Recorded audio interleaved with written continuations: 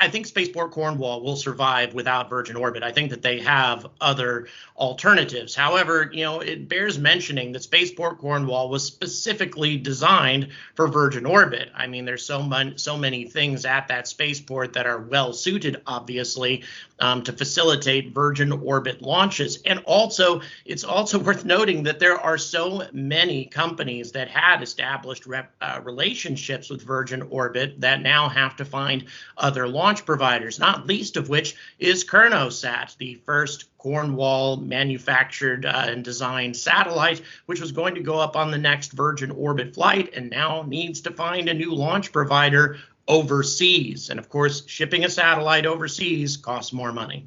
What are the advantages to the UK if it was the UK government, for example, of owning Virgin Orbit? What would it allow us to do? Well, it's the same advantages that Britain was looking to get by utilizing Spaceport Cornwall in the first place, but it's even better now because the UK will have their own sovereign launch provider exclusively dedicated to UK payloads. Before, all they had was, a relationship with Virgin Orbit to maybe come out to Britain once a year, maybe twice a year. Eventually, they might have their own, 747, but all that is very much in the future with Virgin Orbit. Now, the potential to have a sovereign launch provider, the potential to launch satellites out of the UK with a British-owned launch provider. It's important to note that there are no other sovereign UK launch providers, even in the works right now.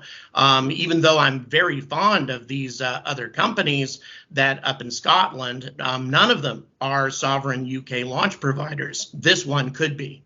The UK, there are other countries interested in this. This is very much a race to take the lead.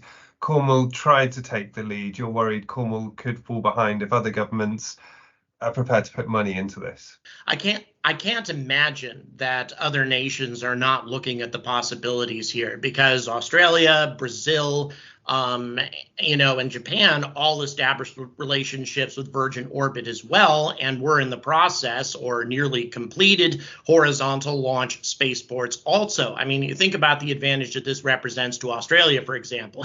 And by the way, I also really think that would be a great development if Australia were to grab Virgin Orbit. They obviously don't have a sovereign launch provider right now. They don't even have any private launch providers. They're looking to fly out of Australia. All there is Rocket Lab in New Zealand. This would create the opportunity for Australian manufactured satellites to fly out of Australia rather than having to ship them overseas, a process that not only involves money, it also creates a substantial carbon footprint to ship not only the satellites, but also the technicians, support staff, etc., that have to go with them when you decide to use a launch provider across the ocean.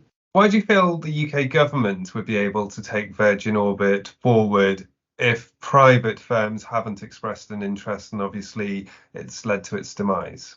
Well, the reason private firms haven't grabbed it yet is because of price. The price wasn't right before. Before Virgin Orbit declared bankruptcy, they were looking at about £200 million or so in order to acquire the company. At this point now, you can own the company free and clear for a lot less than that. So this is a very clear opportunity for a minuscule investment. And once again, Britain doesn't have to pay the entire amount for this. It can just be a substantial portion of it, or just offer tax incentives or something like that to somebody to make this purchase. And in addition, this is not dissimilar from what the UK did with OneWeb, and essentially saving that company and moving them to the UK, except that was much more expensive. This is a drop in the bucket compared to what the UK did with OneWeb.